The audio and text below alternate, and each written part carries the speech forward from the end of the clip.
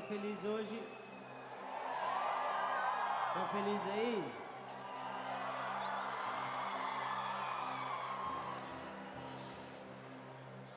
Nós acreditamos que uma das premissas da adoração é quando a gente sai de um lugar onde a gente vem com uma expectativa, onde Deus vai nos tocar, onde Deus vai nos dar, onde Deus vai fazer por nós, mas nós entramos numa realidade onde nós começamos a tocar o Senhor, amém? Vocês estão aqui comigo hoje? Nós queremos ir a um lugar mais profundo, a um lugar onde nós não estamos passivos esperando algo, mas nós estamos participando de uma atmosfera. Quantos aqui estão aqui para participar de algo? Amém. Então feche seus olhos comigo.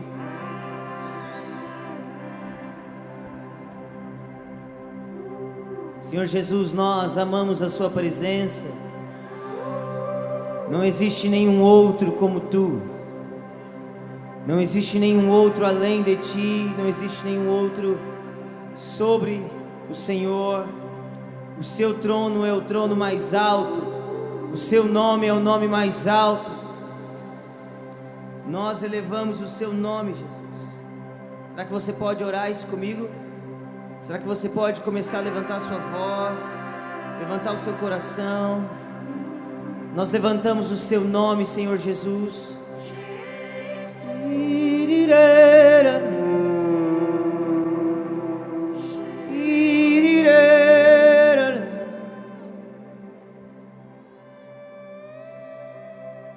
Ser bem-vindo.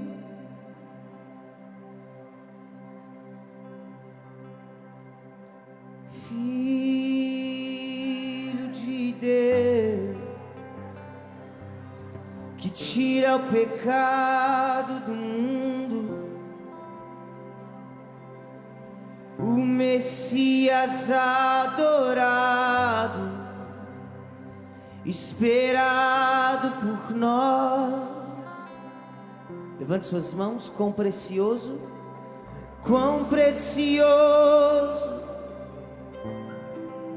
Cordeiro de Deus.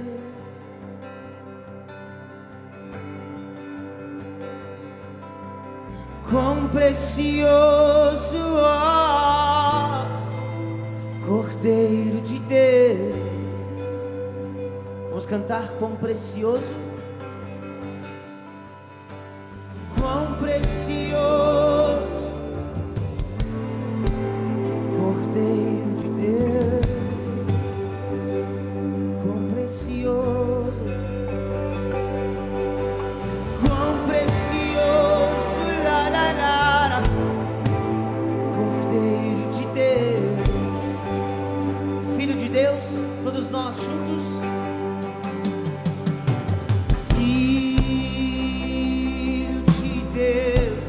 Tira o pecado,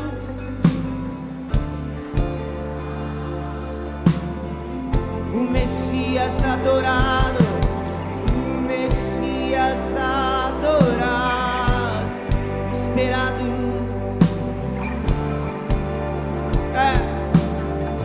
Todos nós em uma só voz, quão precioso.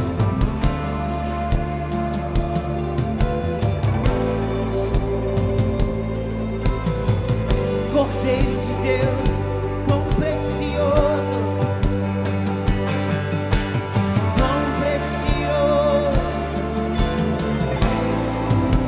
Cordeiro de Deus, quão precioso, quão precioso, quão precioso, Cordeiro de Deus.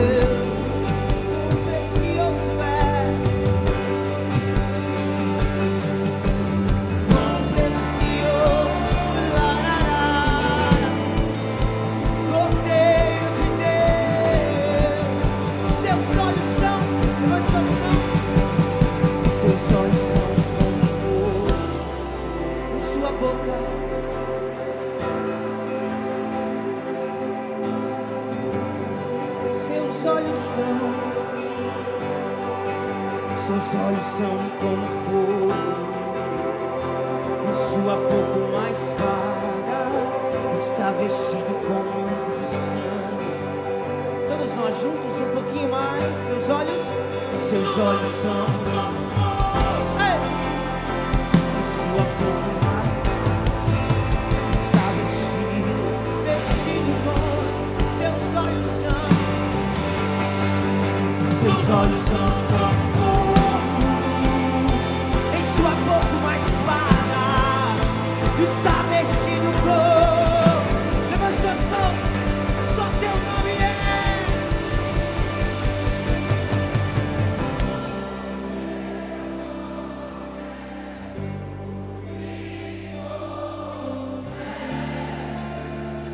Doce, doce, doce, doce, doce, doce.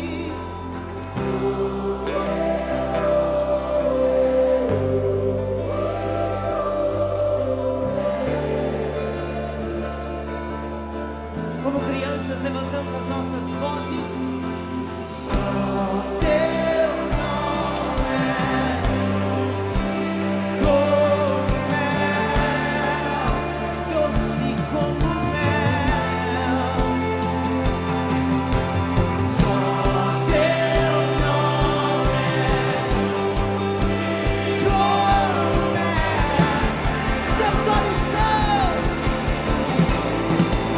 Seus olhos são como fogo.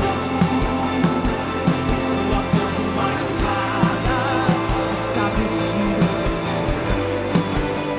Vamos lá, tem alguém aqui comigo? Seus olhos são como fogo. Em sua boca uma espada está vestido com. Seus olhos são como fogo. Em sua boca uma espada. Só teu nome é.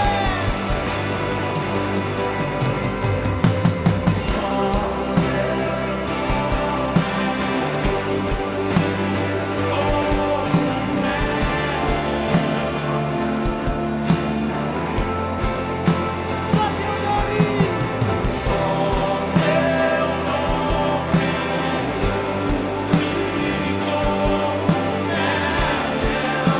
Doce, doce, doce, doce.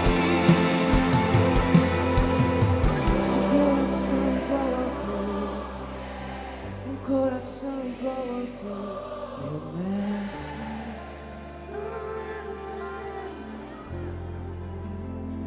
Um coração igual ao teu.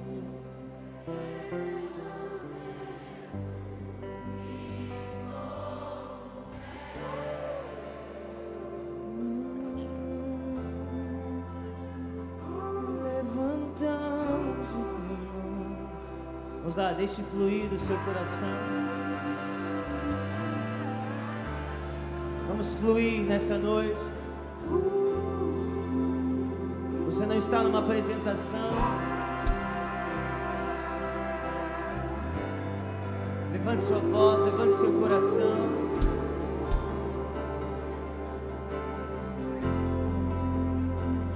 Emmanuel, Emmanuel, Deus conosco. Vamos lá. Ele é Deus conosco. Emmanuel, Emmanuel, Deus conosco.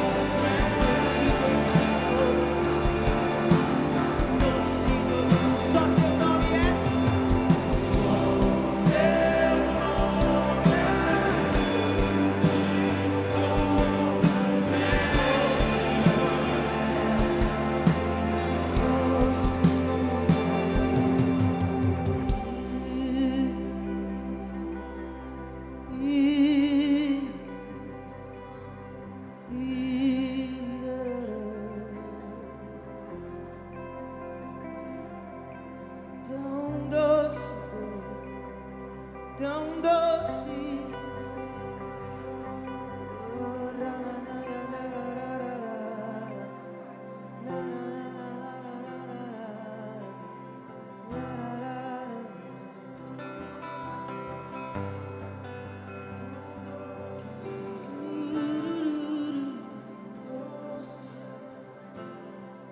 Levante suas mãos, quão precioso, quão precioso.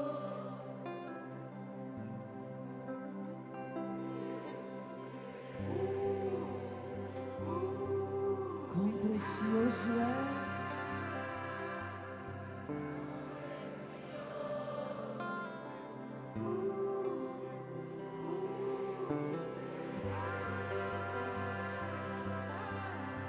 Quão precioso,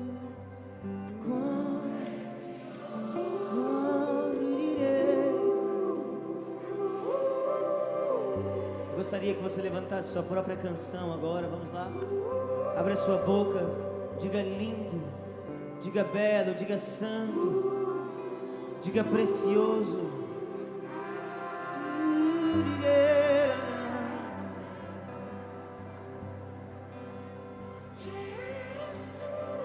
Onde os meus olhos encontrarão alguém igual ao meu Senhor, tão belo.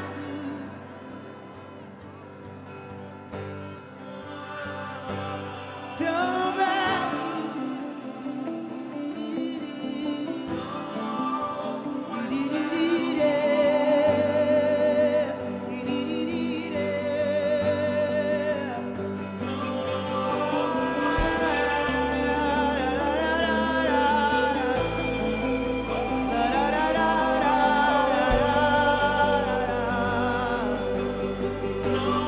coloca o seu coração.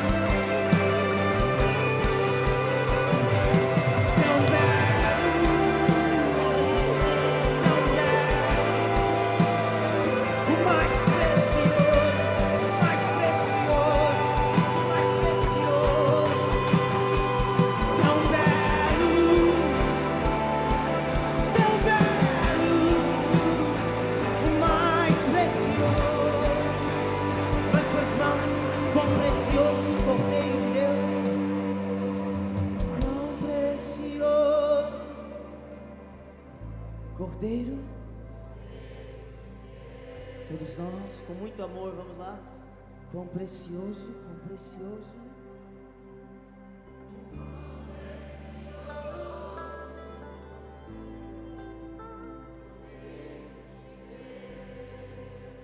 Quão precioso, quão precioso.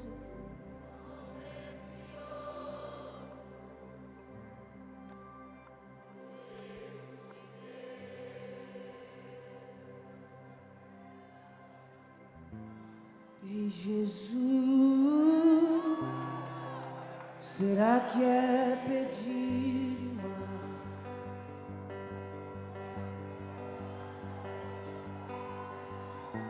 Nova fome,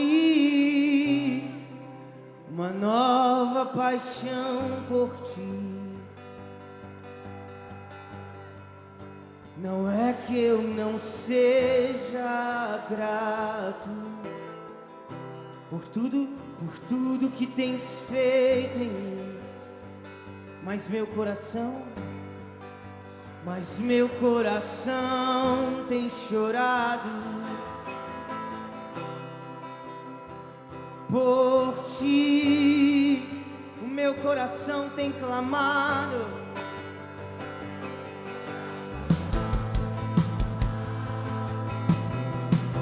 por ti, por ti. Vamos levantar as nossas mãos, ser tocado,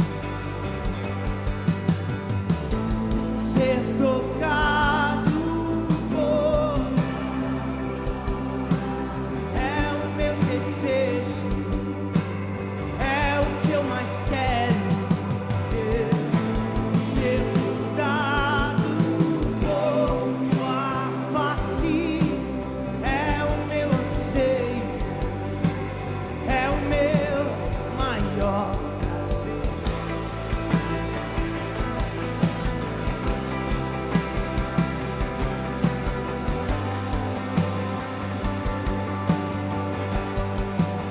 Não é que eu não seja grato por tudo que tens feito em mim, mas meu coração tem chorado por ti. Meu coração tem clamado, meu coração tem clamado por ti. Ser tocado,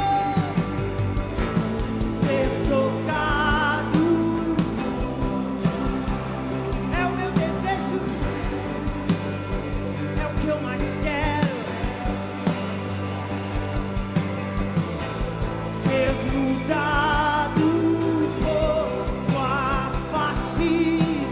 É o meu anseio, é o meu maior prazer,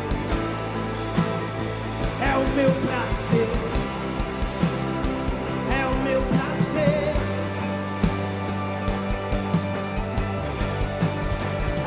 Eu me apeguei ao meu Senhor, eu me apeguei ao meu Senhor, como o dia ao sol. Eu me apeguei ao meu Senhor, eu me apeguei ao meu Senhor, como o dia ao sol. Levante suas mãos. Eu não trouxe nada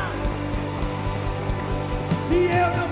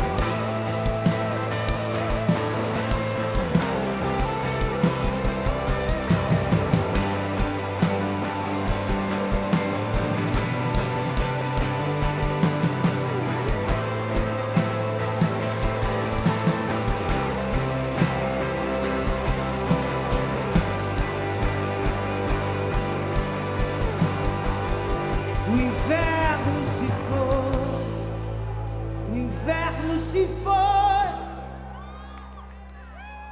Não se esconda, não. Estou fazendo algo novo. Estou fazendo algo novo.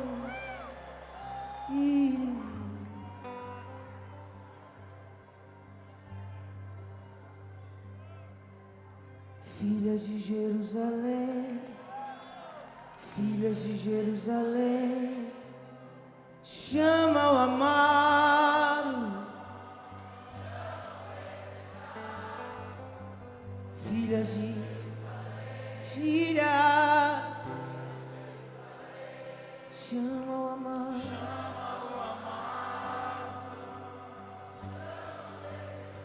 Filhas, filhas de Jerusalém,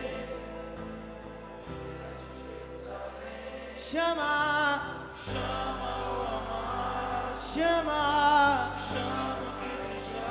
filhas de Jerusalém, filhas de Jerusalém, chama o amado. Vamos lá, vamos chamar o desejado. Levante suas mãos. Filhas de Jerusalém, chama, o amado, chama o desejado. Filha, filha, chama o amado, levante suas mãos. Eu não colhei para alguém, eu não colhei para alguém como eu.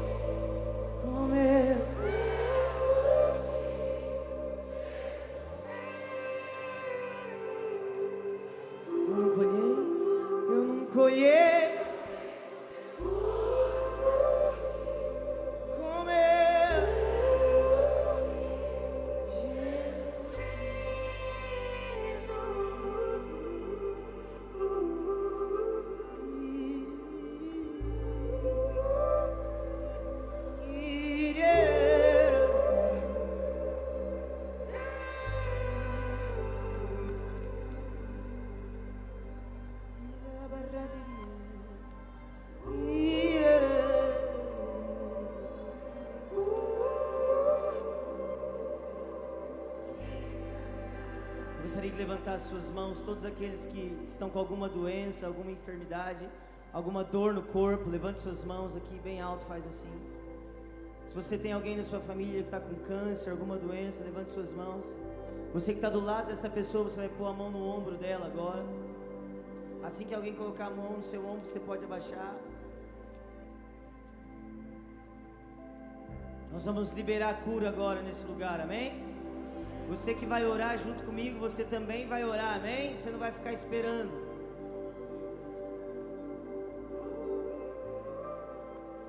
Senhor Jesus, nós liberamos cura por todo esse lugar agora. Nós liberamos cura.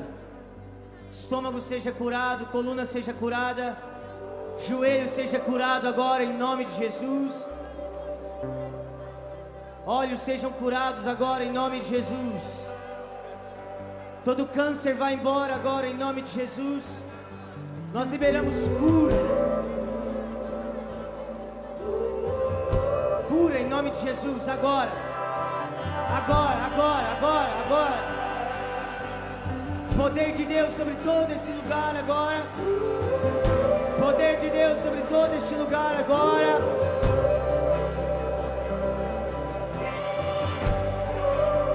Fogo, fogo. Toda dor vai embora. Toda dor vai embora. Toda dor vai embora agora em nome de Jesus.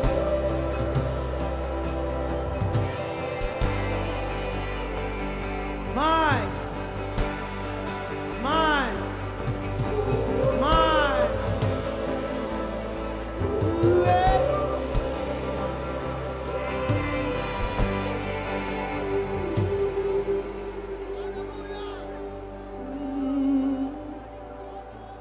Fazendo algo novo.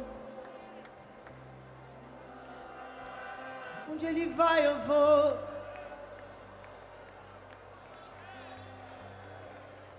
Estou seguindo a nuvem, seguindo a nuvem. Onde ele vai, eu vou.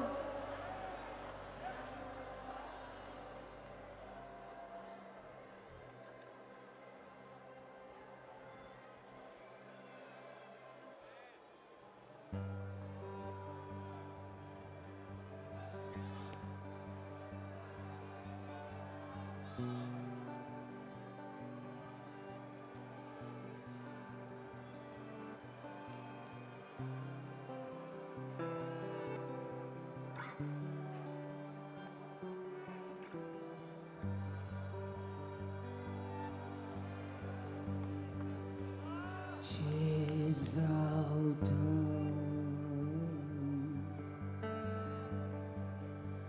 te exaltamos,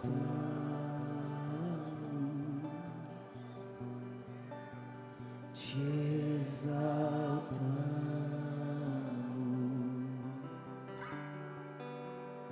ó Senhor. Todos nós juntos te exaltamos. Te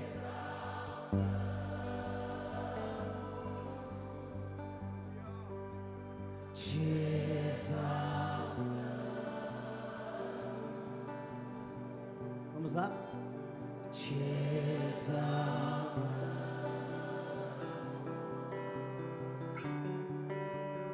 Ó Senhor. Um pouquinho mais forte, todos nós juntos. Te exaltamos,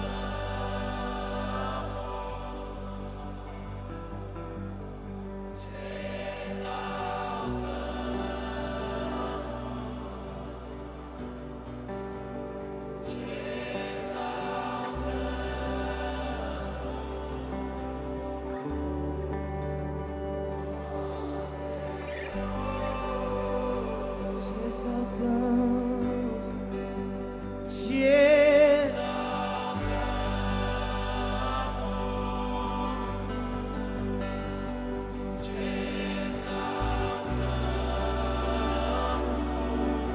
te exaltamos, te exaltamos.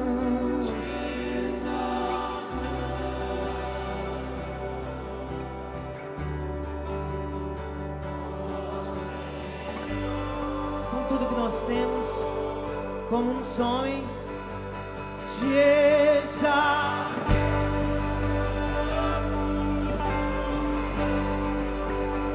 Te exaltamos.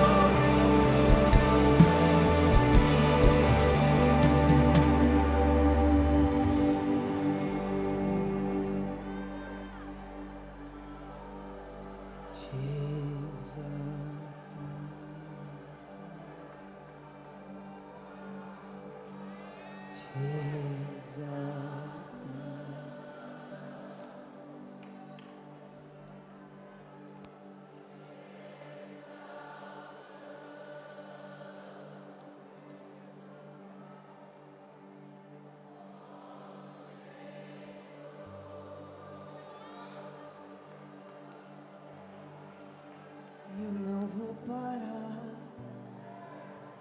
eu gastarei minha vida.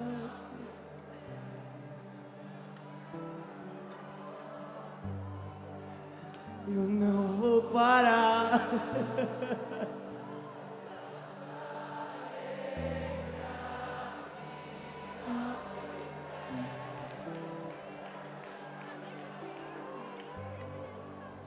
Eu não vou parar. Gastar.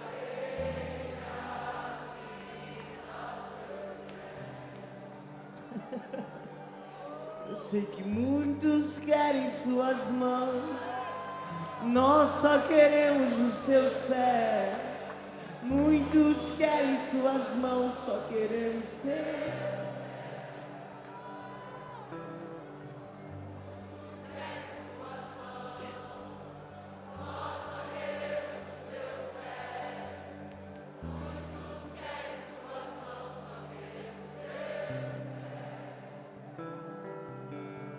Muitos querem suas mãos, nós só queremos os teus pés. Muitos querem suas mãos, só queremos ser doce, alto,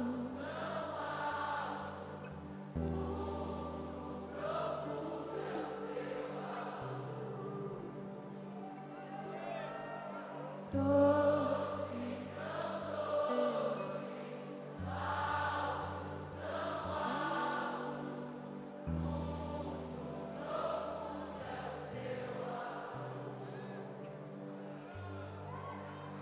e apesar dessa glória que tem, tu te importa comigo.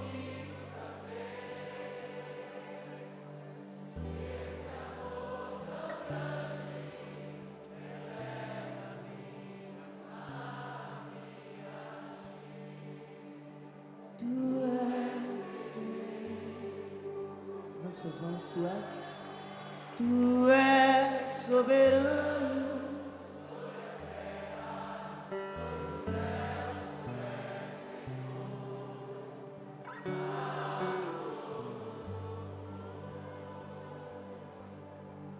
Tudo que existe e acontece, tu sabes muito bem.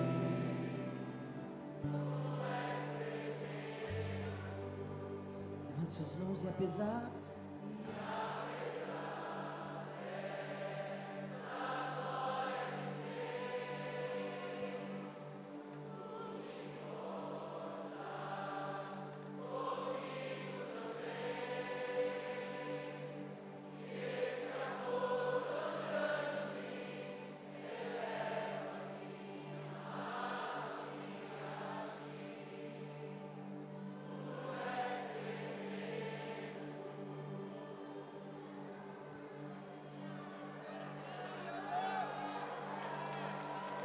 Sabe?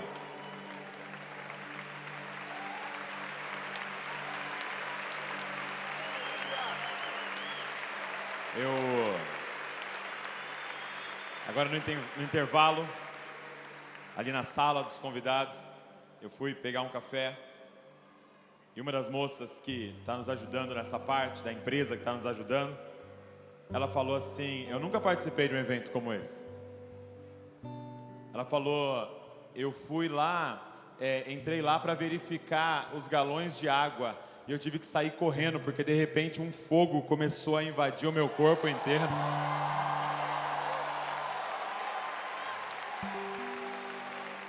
É nesse ambiente que nós estamos.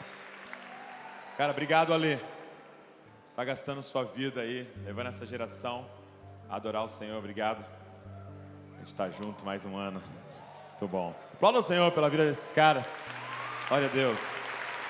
Glória a Deus, glória a Deus, glória a Deus, glória a Deus. Eu quero, antes da gente ouvir a ministração, quero dar alguns avisos para vocês. Senta aí. A gente teve a honra, até dá aqui o livro do Ali, por favor. A gente teve a honra no Dizascope de distribuir o livro do Alessandro Vilas Boas, Quem é Jesus. Eu até pedi para ele, Ale, fala um pouquinho para a galera sobre como é que nasceu esse projeto aqui, para eles entenderem melhor. Amém. Quem está vivo aí? Gente, esse é o melhor livro que eu já escrevi, mas também é o primeiro, aleluia. Gente, esse livro é fruto de uma mensagem que eu tenho pregado há 7 anos e espero pregar ela o resto da minha vida, porque é a mensagem que eu recebi da parte de Deus. E o livro basicamente está baseado em cima de João 17. Então eu relato o capítulo inteiro, eu passo de uma maneira que você quase não percebe, mas tem um capítulo específico sobre João 17 que eu, falo bastante, mas é a mensagem da minha vida, é a respeito de levar uma geração a desejar nada mais além do que conhecer a Cristo e ser como Ele é. Se eu pudesse resumir o propósito do Evangelho, o propósito de todas as coisas é conhecer a Cristo e ser como Ele é. E nesse livro eu já abro alguns assuntos que provavelmente eu devo abordar no meu próximo livro. Como Deus vive, o que Deus faz no céu, o que Deus se importa, qual é a missão de Deus. Eu começo a abrir esses assuntos. Então, eu tenho recebido muito testemunho a respeito desse livro, de pessoas que nunca leram, de pessoas que já leram muito, pessoas que estão lendo no metrô, indo para o trabalho, começam a chorar em ter encontros com Deus. E esse é meu desejo, que as pessoas tenham encontros com Jesus e não só com uma boa literatura, amém? Então, passa lá e é isso aí. Se o Douglas falou que é bom, é porque é bom, gente. O Ale vai ficar lá no final, vai fazer uma dedicatória para você lá, tá bom? 6 da manhã, provavelmente. Tu quer jogar, cara? Cuidado com as testas aí, cara. Pelo amor... Não, pelo amor de Deus. Então desce ali e joga. Ai, meu Deus do céu.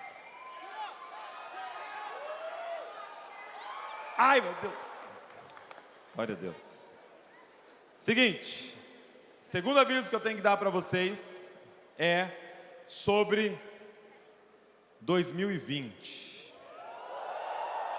Quem está preparado para 2020? Nós, super organizados que somos, já estamos preparando o ano que vem. O que nós entendemos do Senhor? Presta atenção aqui. Que o Metron do Dizascope, que o propósito do Dizascope está muito ligado a ensino, ok? E, por mais legal que seja esse número de pessoas, fica um pouco mais difícil de a gente funcionar nessa parte do ensino. Então nós decidimos do ano que vem a gente diminuir um pouco a conferência no sentido de número de pessoas, mas fazer mais algumas conferências, ok? Então eu queria anunciar para vocês primeiro a data da conferência de 2020. Coloca para mim. Dizascope 2020, então anota aí, 25 e 26 de setembro, quem está animado para isso? Tem que voltar no ano que vem, então anota aí, ok? Eu tiro uma foto só para você já guardar, trava lá na sua agenda, ok? 25 e 26 de setembro, e a gente vai voltar então a fazer para 4.000 pessoas. Honrando vocês, o que a gente vai fazer? Essa semana a gente vai mandar no e-mail de vocês. Então quem quiser já se inscrever, para não ter o perigo de ficar de fora, já vai. Então só vai estar aberto para vocês. Eu não vou abrir nas redes sociais nada, porque a gente começa a falar dela só o ano que vem, mas a gente vai enviar para vocês. Agora, nós queremos fazer uma segunda conferência no ano que vem pela primeira vez. E nós queremos fazer uma conferência para líderes no ano que vem. Então, março de 2020, eu quero que você se prepare, ok? Lidere como Jesus. Pegando a ideia do Dizascope, ok? De sermos uma cópia de Jesus, o que significa liderar como Jesus, ok? Então nós vamos trazer grandes líderes da nossa nação para ministrar nossa vida nesse assunto, lidere como Jesus, ok? Então anota aí, março de 2020. Nessa conferência, presta muita atenção. nós vamos abrir somente 1000 vagas nessa daqui, ok? Lugar, na verdade, tem 900 e poucos lugares. Então, 900 e poucos lugares. Então, quando eu te mandar esse e-mail, se for interesse seu, você já trava lá para você participar. E a terceira conferência que a gente vai fazer no ano que vem, e agora, muito especial, uma conferência somente para...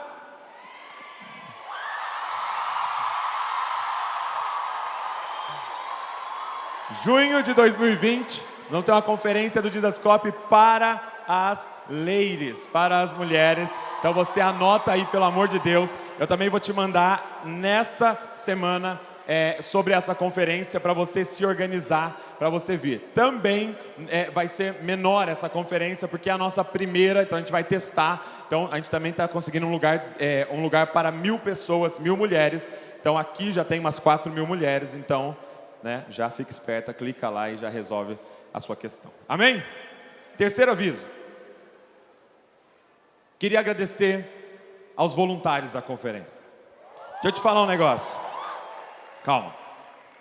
Esses caras estão desde a quarta para a quinta, à meia-noite nós entramos aqui nesse pavilhão, dando a vida por vocês, cara.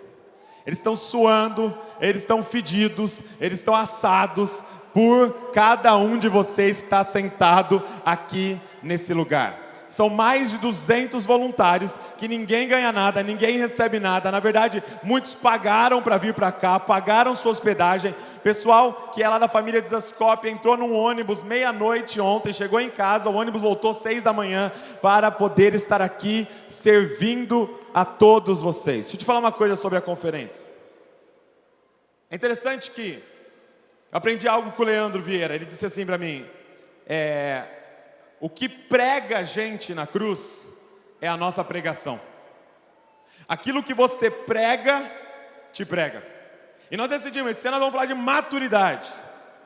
E esse ano, na nossa conferência, apesar de ser a maior de todas, a gente fechou no vermelho a nossa conferência. Ok? O valor e o número de inscrições não cobriram o valor que foi gasto para fazer a conferência. Só que aí Jesus falou com a gente.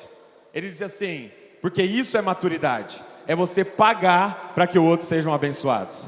É você investir. E a gente entendeu que esse valor que faltou era uma oferta no Brasil. Era a gente investindo no Brasil, dizendo: cara, nós cremos nessa geração e essas pessoas que vão se levantar nessa nação. Então, ninguém aqui ganhou nada. Na verdade, nós estamos todos dando. O que eu queria que você fizesse, então? Primeiro, vamos aplaudir cada voluntário aqui nesse lugar. Vamos lá.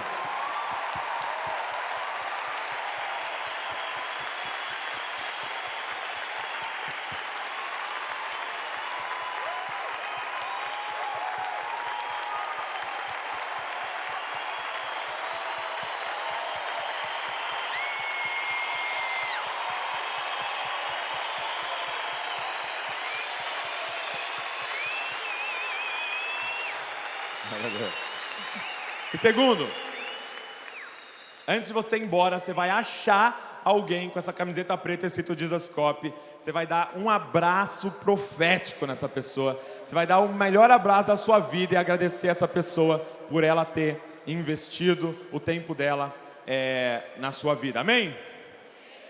Então, antes de ir embora, você não sai, pelo amor de Deus, sem dar um abraço em um voluntário. E por último, o último aviso é sobre a nossa oferta. Ok? A gente colocou no nosso coração que a gente queria levantar uma oferta para comprar uma casa para os órfãos. E essa casa, lá em Recife, custa R$600 mil. E a gente contabilizou tudo que vocês ofertaram, tudo que a gente conseguiu. E esse foi o resultado da nossa oferta.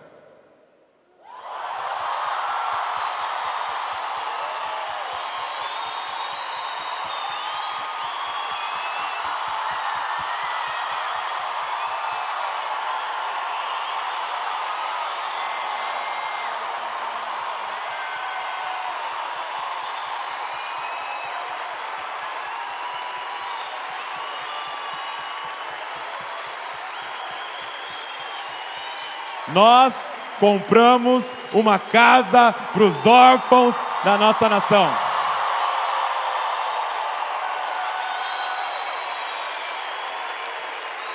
gente contabilizou, deu 571, mas nós combinamos de pegar as coisas da loja lá e completar para dar 600, que a gente não podia sair daqui sem 600. Então, só depositar na conta do proprietário lá e vamos começar a reformar agora aquele lugar para essas meninas. Mais uma vez, aplauda ao Senhor. Aplauda a pessoa que está do seu lado aí. Glória a Deus. É isso que nós podemos fazer juntos. Glória a Deus. E com tudo isso no seu coração, nós vamos para a última, né? Quem está com saudade já aí da conferência? Glória a Deus. Receber alguém aqui que dispensa comentários, que tem nos abençoado tanto, que tem sido aí um grande homem para a nossa geração tem olhado para ele e aprendido com ele. Eu quero que você receba com muito carinho nesse lugar, pastor Luciano Subirá.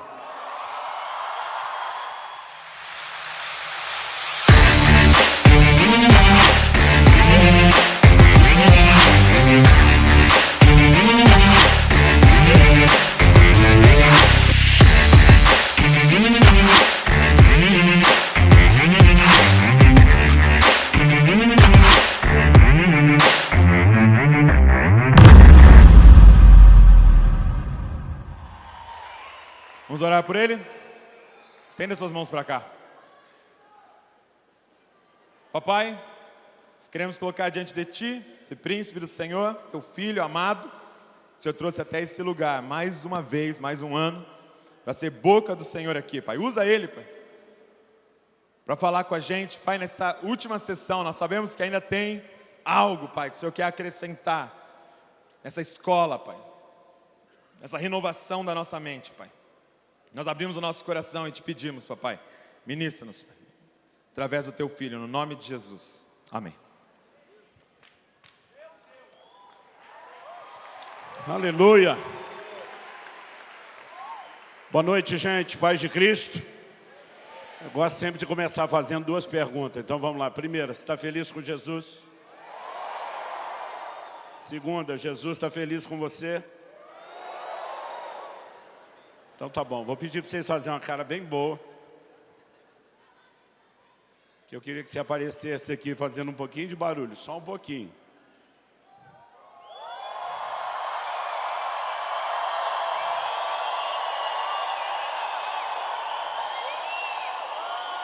Agora bastante.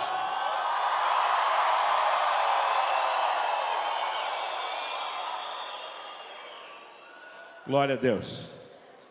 Gente, eu fiquei muito feliz com o resultado dessa oferta, mas eu ficaria um pouquinho melhor se a gente, um pouquinho mais feliz ainda, se a gente nesse finzinho ajudar essa livraria, ajudar essa diferença.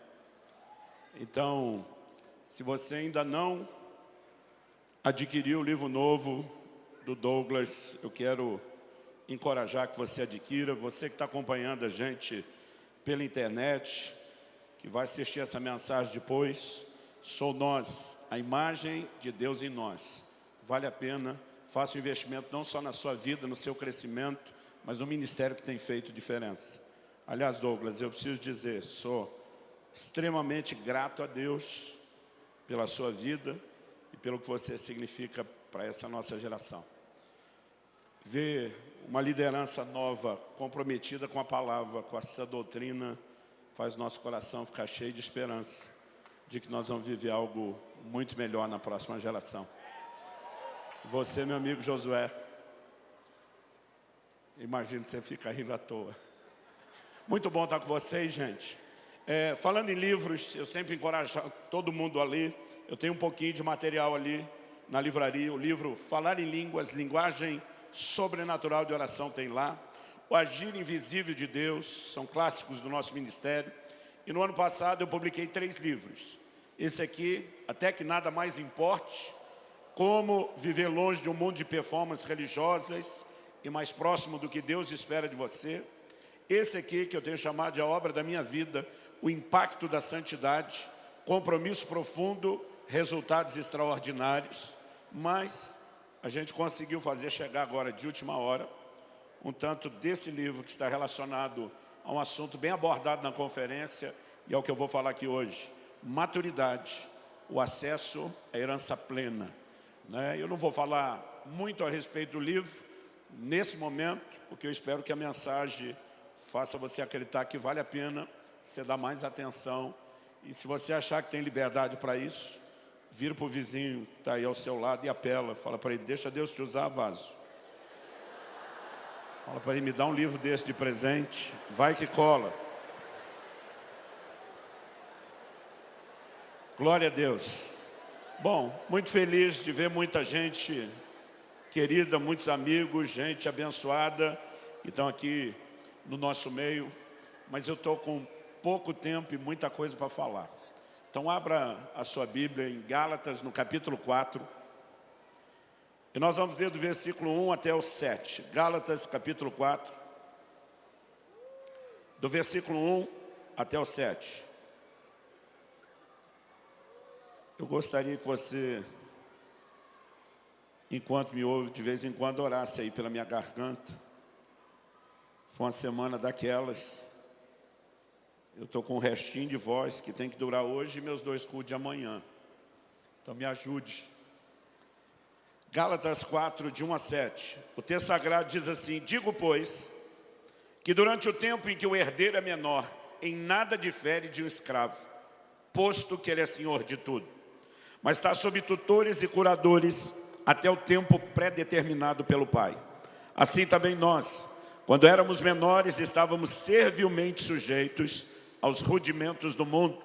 Vindo, porém, a plenitude do tempo, Deus enviou seu Filho, nascido de mulher, nascido sob a lei, para resgatar os que estavam sob a lei, a fim de que recebêssemos a adoção de filhos. E porque vós sois filhos, enviou Deus ao nosso coração o Espírito de seu Filho, que clama, Abba, Pai. De sorte que já não és escravo, porém filho, e sendo filho, também herdeiro por Deus. Aleluia. O apóstolo Paulo começa fazendo uso aqui de uma alegoria. Estudiosos discutem se isso era costume ou lei no Império Romano. A verdade é que para nós não faz a menor diferença, porque depois de apresentar que, de acordo com algumas literaturas antigas, tanto era lei como costume, talvez pela extensão do Império Romano, em alguns lugares aquilo foi um costume e em outros se tornou lei. Talvez alguns acreditam que, pela dificuldade de precisar o tempo dessa literatura, pode ser que o que durante uma época era costume, depois se transformou em lei. Mas a verdade é que depois de apresentar o que quer que isso fosse, costume ou lei, depois de apresentar isso como uma alegoria, Paulo estabelece aqui uma comparação a nosso respeito. No versículo 3 ele diz, assim também nós. Qual é a alegoria usada? Ele diz, o filho, enquanto menor de idade, na condição de herdeiro, ele é dono de tudo.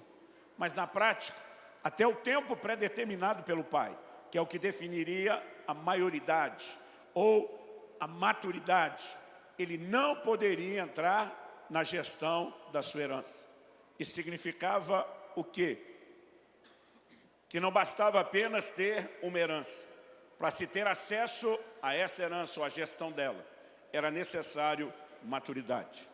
E é o que eu e você precisamos entender e compreender. Que nesse paralelo, embora o apóstolo Paulo, se a gente for ser fiel à exegese, à interpretação bíblica, ele está falando do período antes da vinda de Cristo na lei, nós vivendo essa condição como tendo uma promessa, herdeiros de uma promessa, mas vivendo como escravos. E agora, depois da vinda de Cristo, no tempo predeterminado pelo Pai, nós podemos entrar nesse lugar de relacionar com Deus como nosso Pai e agora nossos filhos.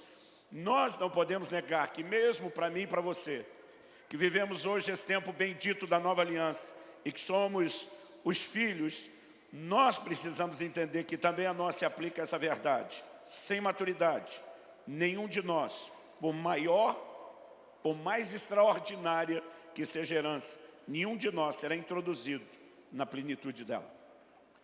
Quando olhamos para a palavra de Deus, isso é um fato. Nós precisamos entender que para se viver a plenitude de Deus, será necessário de mim e de você mais do que fé. Nós sabemos que fé é fundamental, o justo viverá da sua fé, sem fé é impossível agradar a Deus. Tiago, capítulo 1, diz: peça, porém, com fé, não duvidando. Ele diz: o que duvida, não pense tal homem que receberá do Senhor coisa alguma. Nenhum de nós vai questionar a importância da fé. Mas eu te garanto que pela palavra de Deus, só com fé, você não vai alcançar tudo que Deus tem. Hebreus capítulo 6, versículo 12, diz que nós temos que nos tornar imitadores daqueles que pela fé e perseverança herdam as promessas. Você não vai herdar uma promessa só com fé. É fé e algo mais. Em 2 de Pedro, no capítulo 1, o apóstolo Pedro diz: acrescentai a vossa fé. Ele está deixando claro que a fé já está lá, mas ele diz: acrescentai a vossa fé, a virtude, o conhecimento. E depois de fazer uma relação de virtudes, ele diz: porque se em vós houverem e abundarem essas coisas, vos será amplamente concedida a entrada no reino eterno de nosso Senhor e Salvador Jesus. Então é fé e algo mais. E nós temos olhado para uma geração que ela tem acreditado na utopia e na fantasia de que só com fé ela vai viver tudo que Deus tem. Eu quero te dizer, não é verdade. Um dos ingredientes necessários, se queremos viver a plenitude do que Deus tem, se chama maturidade.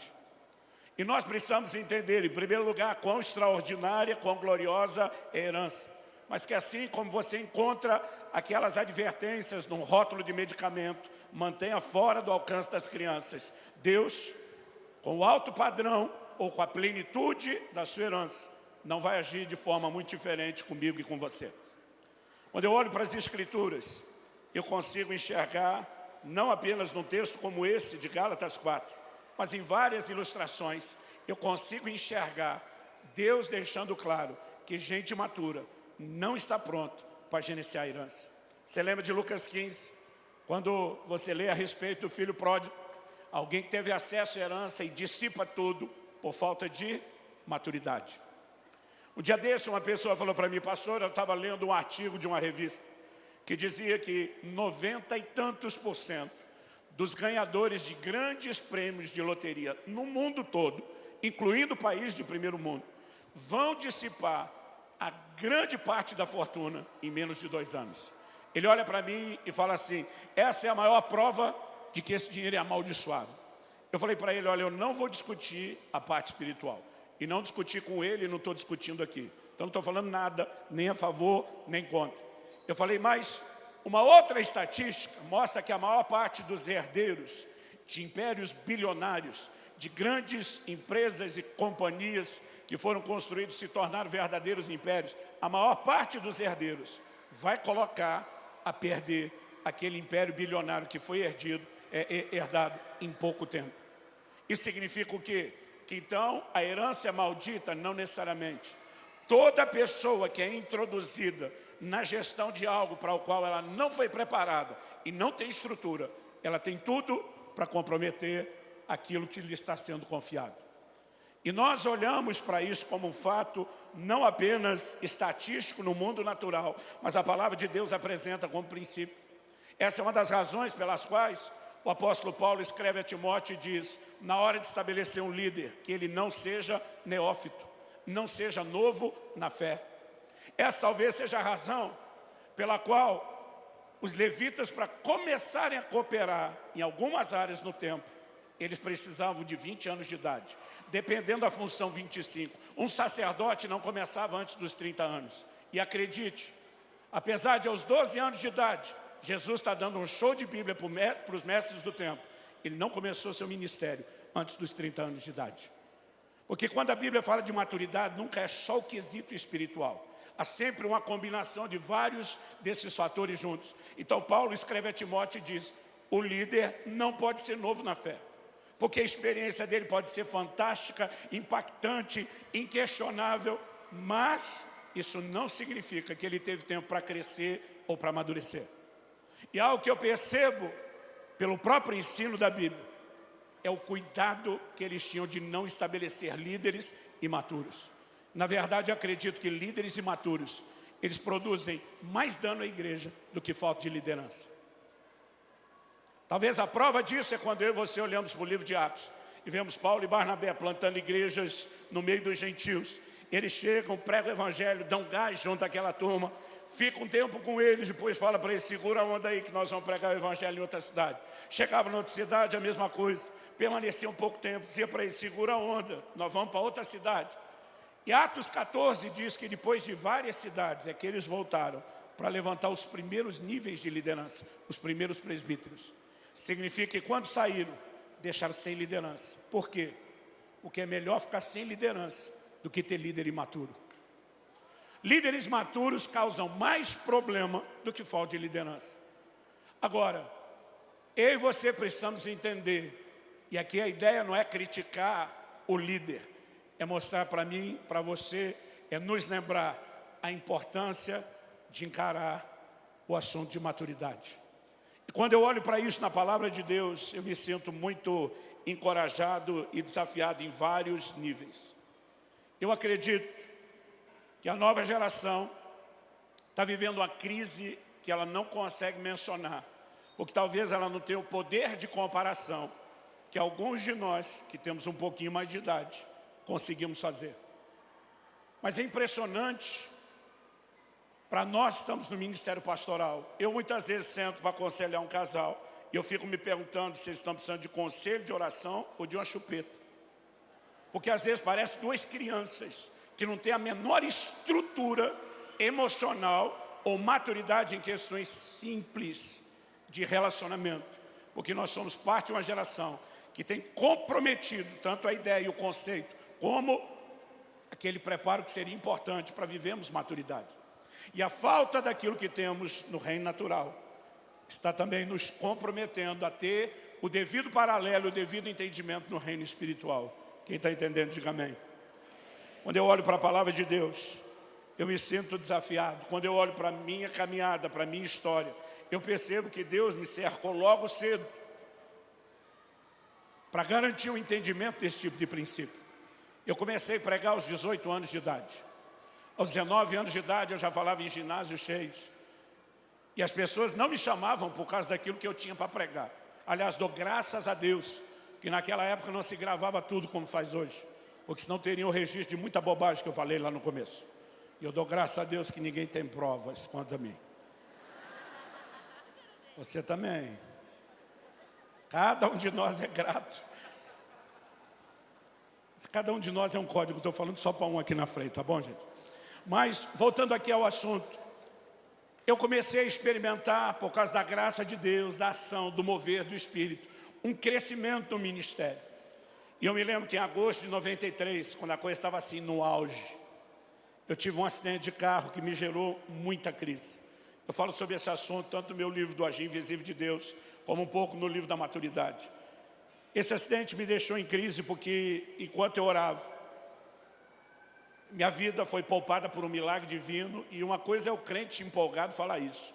A outra é quando médicos e enfermeiros que te socorreram, não cristãos, ficam todo o tempo dizendo para você, teu santo é forte, alguém lá em cima vela por você, é um milagre, você está vivo. Eu sabia que aquilo era um milagre, mas mesmo assim eu dizia, Deus, milagre por milagre, já que o Senhor ia fazer um, por que é que deixou o carro cair lá na ribanceira para depois dizer eu te salvei?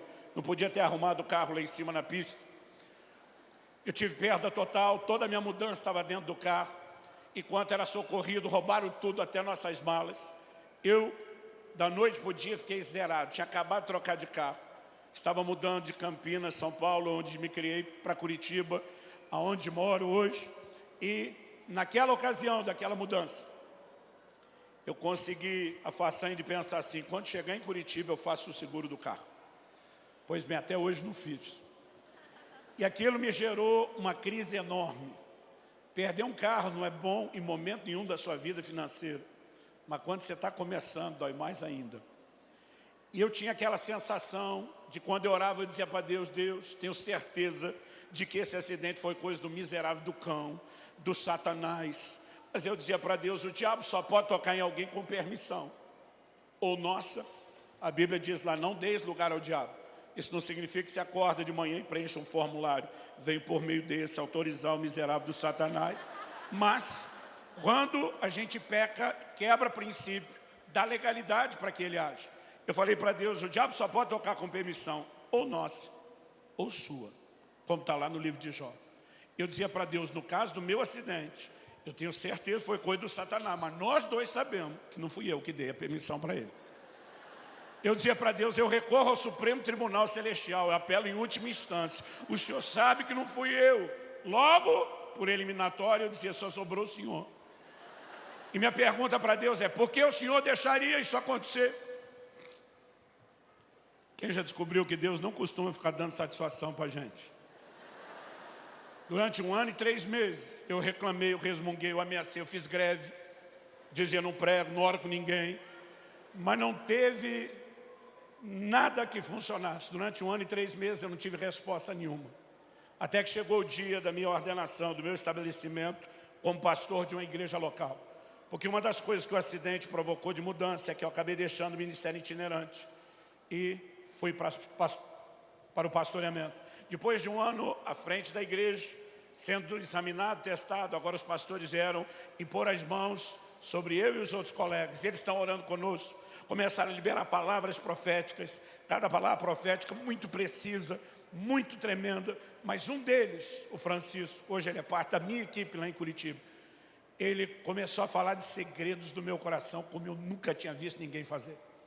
Eu depois fui perguntar para ele, falei, meu amigo, que palavra profética foi aquela? Eu nunca vi alguém profetizar desse jeito. Ele olhou para mim e falou, eu não estava profetizando. Eu falei, se você não estava profetizando, estava fazendo o quê? Porque eu nunca vi alguém falar algo tão claro, detalhado da parte de Deus. E ele olhou para mim como se estivesse falando de uma coisa normal, corriqueira, que acontece toda hora. Ele diz, a hora que eu botei a mão na sua cabeça para orar por você, eu vi um anjo de Deus em pé do seu lado.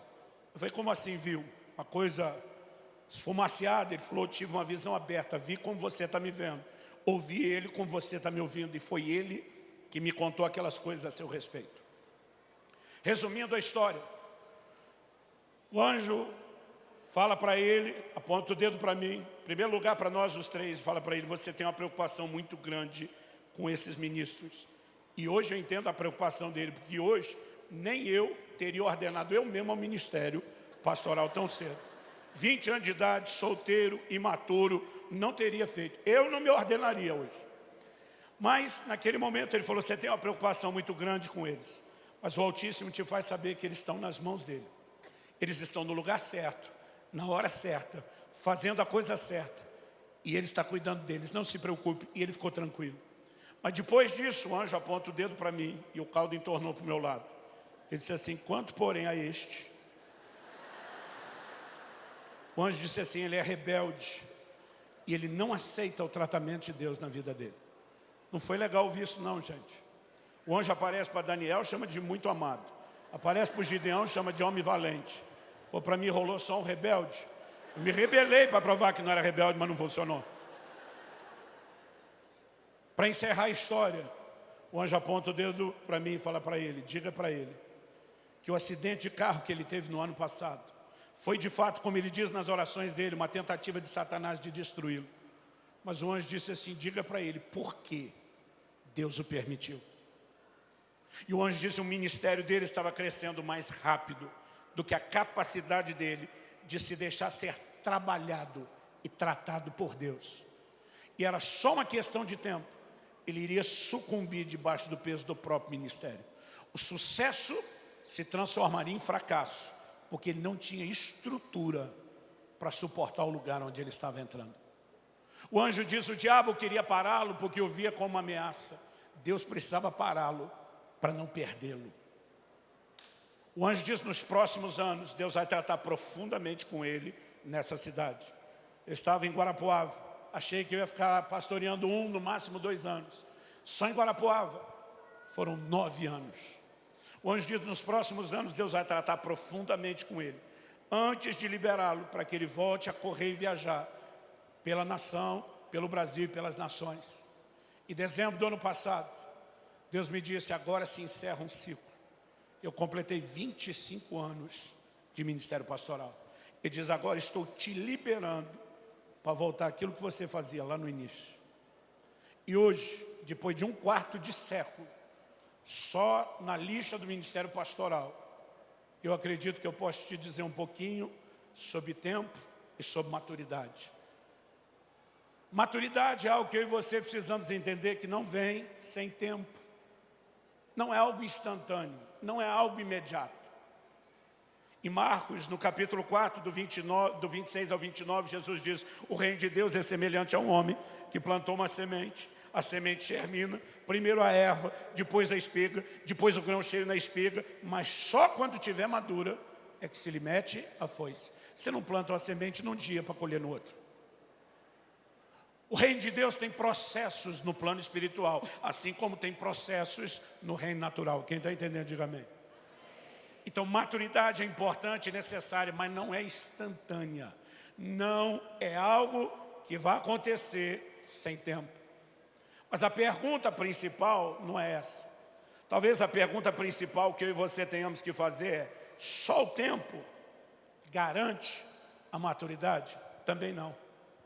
Hebreus 5,12 diz: quando vocês já deveriam ser mestres, em razão do tempo decorrido, vocês têm necessidade de que de novo se vos ensine os princípios elementares do reino de Deus. Em outras palavras, ele está dizendo: vocês já têm tantos anos de janela de vida cristã, que era para estar ensinando, mas além de não estar ensinando, nem aprendendo vocês estão. Toda hora a gente tem que reensinar o beabá da fé. Então só tempo garante? Não. Para se viver maturidade, nós vamos precisar entender a importância da soma de tempo com algo mais.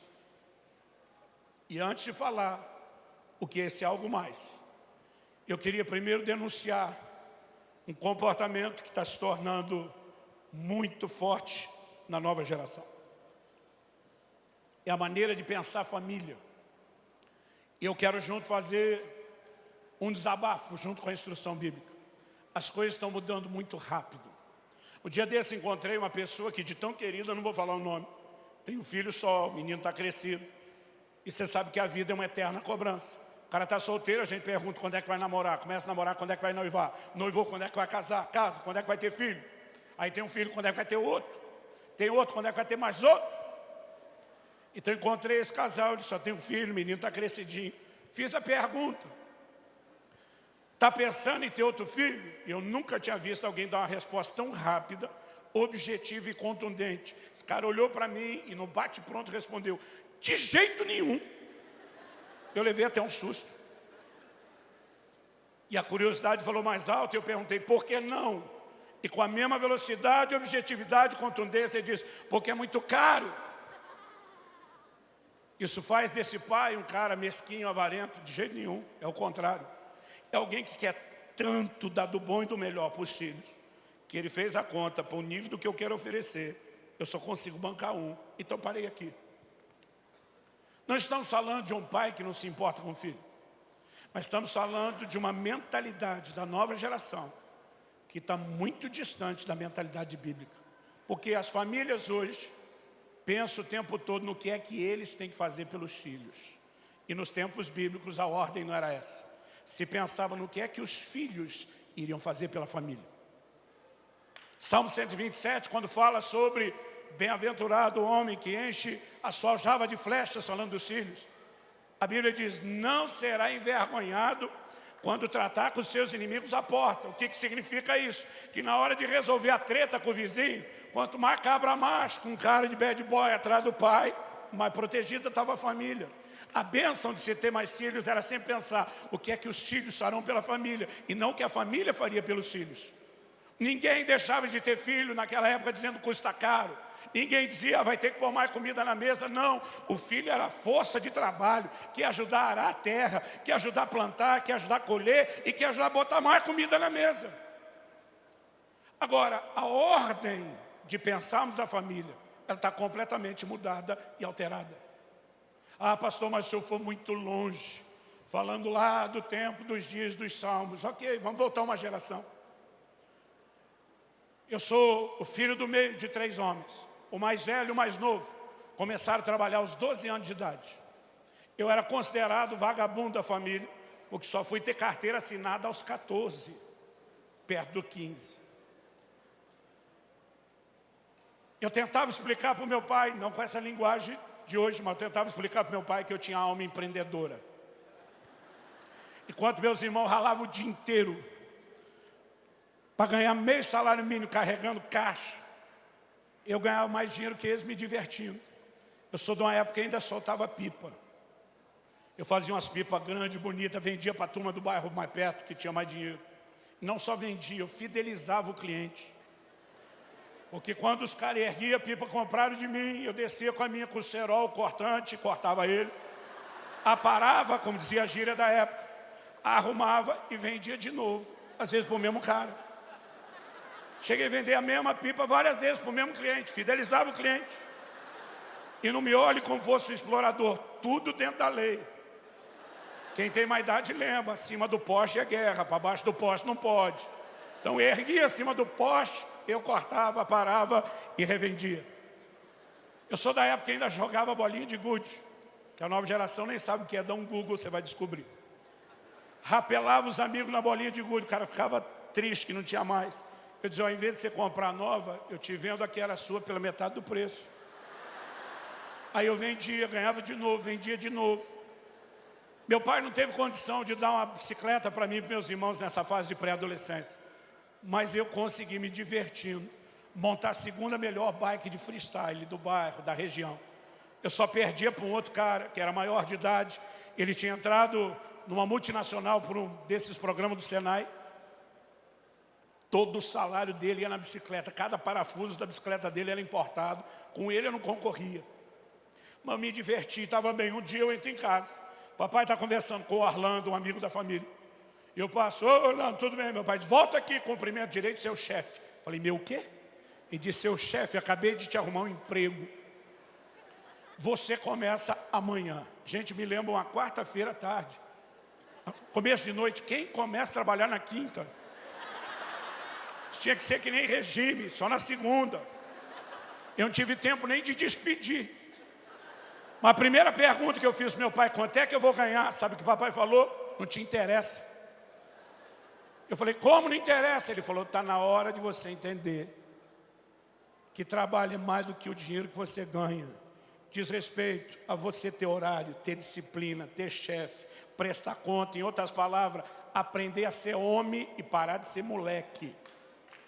Então meu pai disse, não interessa quanto você ganha. Você não vai trabalhar por causa do salário. Você vai trabalhar porque chegou a hora de crescer. Ele diz, mas já que tocou no assunto do salário, quando receber o salário, vai tirar o dízimo, vai ficar só com esse percentual para você, e o resto você vai ajudar em casa. Aí eu fiquei revoltado. Eu olhei para meu pai e falei, o senhor não precisa. Ele olhou para mim e falou, não preciso mesmo, quem precisa é você. Você que tem que aprender que filho não é um bicho parasita, que passa a vida inteira sugando tudo da família, que chega uma hora que cresce, que tem que contribuir, que tem que cooperar, que tem que ajudar a pagar a conta. Então ele diz, eu não preciso mesmo, quem precisa é você. Eu sou de uma época que você não discutia com o pai. Eu só baixei a cabeça e disse, sim senhor. Agora eu olho para uma nova geração e eu fico assustado com o que nós estamos vendo. Conversei com um pastor amigo de Curitiba esses dias, que tem uma escola.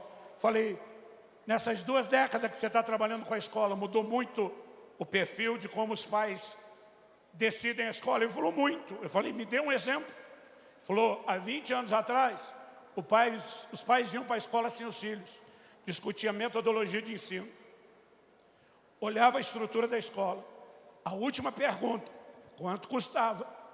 E depois decidia se ia matricular ou não o filho. Eu falei, e hoje? Ele falou, hoje os pais trazem os filhos, largam os meninos para correr na escola, e depois que eles correram uns 15, 20 minutos, volta suado, o pai pergunta, você quer estudar aqui? E a criança, aquele toquinho de gente que não sabe nada da vida, nem o que é bom para ele, decide se ele quer ou não. E os pais dizem, sim senhor, para os filhos. O que nós não estamos percebendo é o que nos está sendo roubado. Então deixa eu ser honesto com você. Algo precisa mudar nessa mentalidade que nós temos de família. Um dia desse, alguém da minha igreja desabafou, falou, pastor, essa nova geração é muito mimada. Eu olhei para ele e falei, quem foi que mimou? A escultura saiu ruim e a culpa é da pedra. Eu falei, ninguém deveria estar se queixando da nova geração. A gente tinha que estar se queixando de quem está criando a nova geração. E naquele momento eu aproveitei para ter uma conversa séria com alguém que não cumpriu o seu papel que deveria como pai. Eu sei que aqui nós temos dois tipos de gente. Eu sei que eu não estou falando para tantos pais quanto os filhos, mas cada um de vocês, filhos, são futuros pais. Então deixa eu te dizer algo. O modelo bíblico de criação de filhos nunca falhou. A gente só tem desordem familiar quando a gente se afasta do padrão de Deus.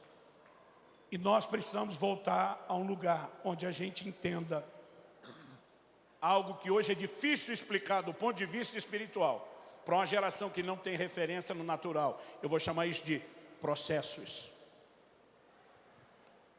Pais que dão aos filhos tudo que querem, sem ensiná-los a esperar a hora. Pais que não colocam limites. Pais que acharam que os seus pais foram muito duros e decidiram aliviar a vida dos seus filhos, não sabem o dano que estão trazendo na formação do caráter deles ou na deformação do caráter deles. Nós precisamos entender que Deus não vai jogar o jogo que alguns pais decidiram jogar. Tem muitos filhos que cresceram sem saber o que é correção ou confronto. Agora, Deus não vai se dobrar à educação mimada que você teve dentro de casa. Ele vai continuar dizendo o que ele diz lá no livro de Hebreus. O pai corrige o filho a quem ama. E se você está sem correção, é bastardo, não é filho. Deus está dizendo, não me importa se o seu pai ou sua mãe ou seus pais não colocaram limites. Eu vou colocar limites para você. Eu vou ensinar, eu vou te fazer esperar, eu vou dizer não, eu vou te corrigir. Processos. E os processos deveriam ter um papel enorme no nosso crescimento e na nossa maturidade. Mas muitas vezes, porque nós não vivemos o processo na dimensão natural, a gente não consegue entendê-lo na dimensão espiritual. E quando eu olho para a Escritura, eu vejo muito, mas muito volume de informação a respeito desses processos. Eles são importantes, eles são necessários. Quando meu filho completou 18 anos de idade, ele foi estudar nos Estados Unidos. Tinha ganho uma bolsa para passar 4 anos estudando no IHOP de Kansas City. Eu lembro quando foi chegando a hora dele ir, eu chamei ele e falei, filho, vem cá. Vamos ter uma conversa séria. Porque o menino, perto de fazer 18 anos de idade, ninguém lá em casa, nenhum dos dois filhos, tinha permissão de falar em namoro antes dos 18 anos de idade. Outro dia alguém me falou, onde é que está na Bíblia isso? Falei, a Bíblia manda obedecer o pai. Pronto, está aí. Se fosse para obedecer só Deus, Deus não mandava obedecer o pai, dizia só me obedeça. Então eu falei para eles, casamento não é uma união só de pessoas, deveria ser uma união de propósitos. Enquanto vocês não tiverem um mínimo de maturidade para entender o propósito de Deus para vocês, para saber avaliar o propósito de Deus na vida de outro, não adianta seguir o hormônio ou uma emoção imatura e tomar uma decisão permanente. Então eu dizia, o fato de que não pode antes dos 18, não significa que com 18 já vai ter permissão. Mas antes, não tem negócio. E meu filho soube esperar isso, mas quando está chegando perto dos 18, está esperando para formalizar o início do relacionamento. Ele já estava falando de casar em pouco tempo. Então, um dia eu conversei com meu filho e disse, filho, preste atenção. Alguém que não sabe cuidar do seu orçamento como solteiro, não merece ter uma família para cuidar. Mais de 50% de divórcios, mesmo entre cristãos, têm origem em problemas financeiros e na imaturidade das pessoas em lidar com dinheiro. Então eu falei, se não sabe cuidar do seu orçamento como solteiro, não tem permissão para casar. Então vamos focar o treinamento nisso.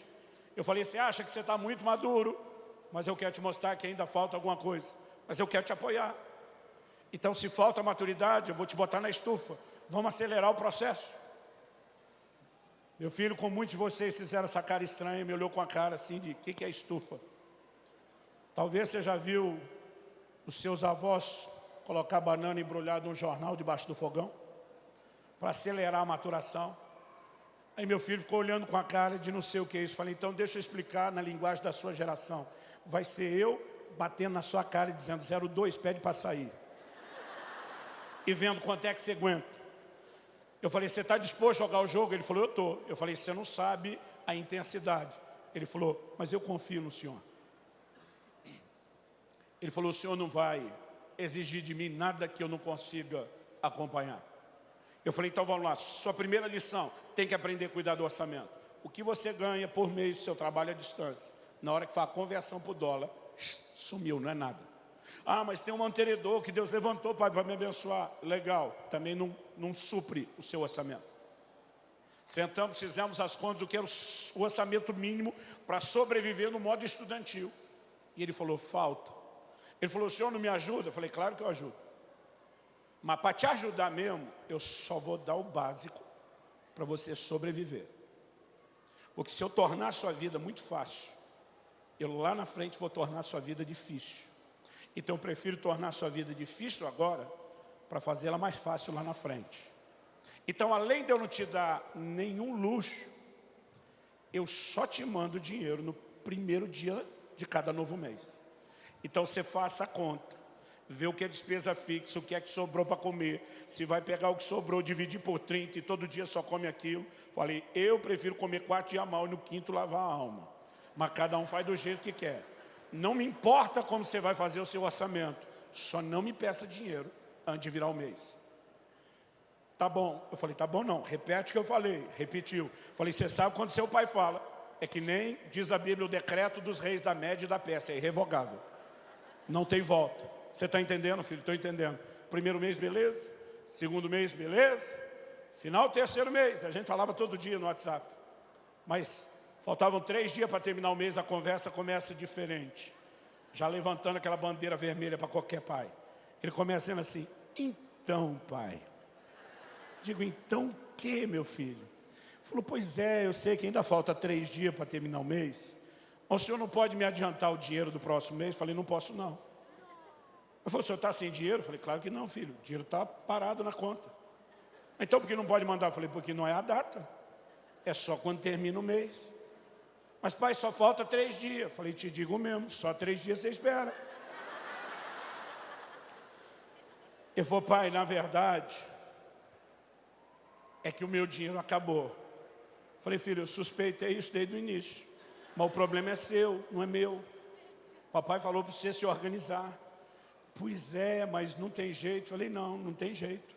Falei, pai, o senhor não está entendendo a gravidade. Falei, então me esclareça a gravidade. Ele falou, eu não tenho o que comer. Eu não tomei café da manhã hoje, eu não almocei. Eu não tenho o que comer nesses 3 dias. Agora olhe para cá. Diante de Deus, sabe o que eu falei para ele? Jejua. Falei, você já fez pelo menos 2 jejuns de 3 dias na água e não morreu. Não é agora que vai morrer. Pai, o senhor está de brincadeira? Falei, diante de Deus, não estou não.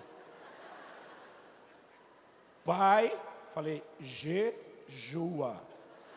Falei, já foi sua aula da sexta de manhã. Agora sábado, domingo não tem aula. Até a segunda o dinheiro chega. E se você não tiver força, fica deitado lá no chão da casa de oração. Os 3 dias nem sai de lá.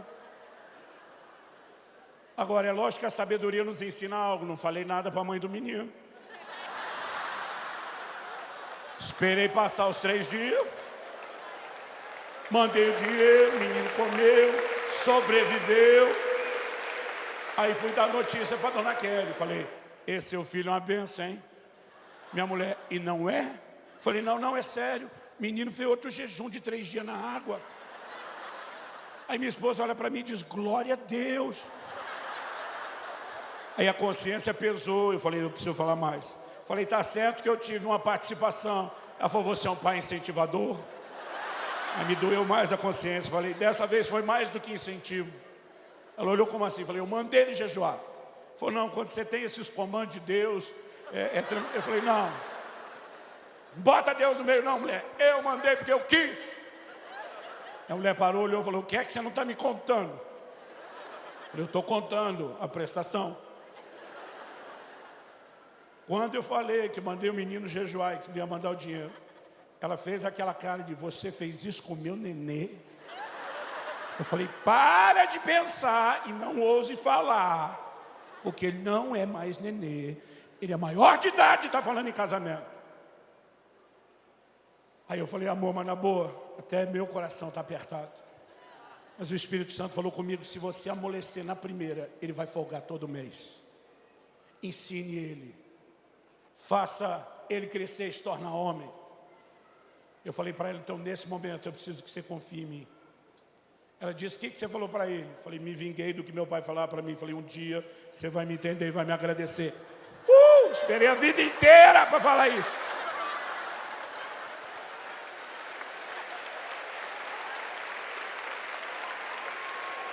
Você está aplaudindo que não foi você que jejuou, mas tudo bem. Depois do jejum, falei, filho, nunca mais você vai descuidar do seu orçamento. Ele falou, nunca mesmo. Falei, próxima lição. Se você fez tudo certinho no seu orçamento e de repente algo fugiu ao controle, assim um imprevisto. Ele falou, aí posso te ligar? Eu falei, também não. Eu falei, a segunda lição que você tem que aprender. Quantos milagres de provisão você viu dentro da sua casa enquanto crescia? Ele falou, muitos, pai. Eu falei, pois é, está na hora de você descobrir o seu Deus e não só o Deus do seu pai. Então não importa se você fez tudo direitinho, faltou, não me liga, vá se resolver com Deus. 2 meses se passaram depois do jejum compulsório. O dinheiro dele acabou 2 dias antes de terminar o mês. Primeira coisa que ele pensou, quem jejua 3, jejua 2. Mas ele ficava lembrando o que eu falei. Está na hora de você conhecer o seu Deus. E ele um dia estava na casa de oração, ele começou a orar e dizer, Senhor, eu não quero jejuar hoje na marra não. Eu tenho feito isso por amor ao Senhor, mas hoje eu não quero não. Eu quero ver o que o Senhor pode fazer. E ele começou a orar e orar e orar. Enquanto estava orando, o Espírito Santo falou ao coração dele e disse, vá para a cafeteria. Ele pega a fila da cafeteria sem dinheiro para gastar. As pessoas vão sendo atendidas uma a uma. Quando chega o último, ele seria o próximo da fila.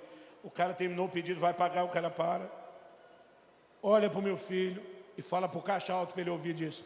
O que esse menino pega hoje aqui é por minha conta. Eu teria dado glória a Deus, mas sabe, meu filho falou, não, que isso? Falei, meu filho, você na fila sem dinheiro, esperando milagre, e você disse que não. Ele falou, pois é, foi o susto. Eu falei, mas me diga que o cara insistiu. Ele falou, pai, o cara insistiu. Eu falei, aí você aceitou? Ele falou, também não. Eu falei, a primeira foi o susto. E a segunda negação? Ele falou, pai, o menino era um africano. Eu falei, preconceito? Ele falou, não, pai, os brasileiros africanos aqui disputam quem são os mais quebrados. Ele falou, pensei, ele deve estar que nem eu, sem aula do meu pai. Está gastando o que não pode, depois vai faltar para ele. Mas ele falou, pai, o cara insistiu tanto que eu, constrangido, falei, então me dê um copo de café. Aí ele falou, você não veio aqui só para pegar um copo de café? Não, o café tá bom. Não, Aí o cara falou, não vou perder tempo com você. Falou para o funcionário, o que ele gosta de comer? Quando vem aqui, o cara apontou e falou isso. Ele falou, me deu um. Aí pagou, deu o café e o lanche para Israel. Pegou o troco, botou no bolso dele e falou, isso é o que Deus falou com você agora há pouco na casa de oração. A fé do menino surtou. Ele enlouqueceu de fé depois desse dia. Em um ano que ele ficou lá no câncer, ele teve umas 3 dessas. De entrar na fila sem dinheiro e ver Deus fazer algo. Por que eu estou te contando isso? No início do ano passado, meu filho me liga. E um dia ele fala, pai, estou te ligando para te agradecer. Falei, agradecer o quê, menino? Tu me deve muito. Ele falou, lembra do jejum compulsório? Falei, lembro. Sua mãe mais do que eu. Ele falou, o senhor disse que um dia eu ia te agradecer. Eu estou ligando para te agradecer. Ele falou, pai, se você tivesse me poupado do desconforto do processo, o senhor teria me poupado da maturidade que veio depois.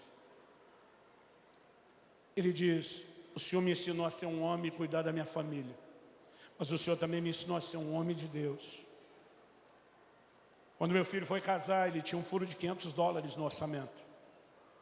Eu falei, como é que você vai fazer? Porque eu não vou te bancar.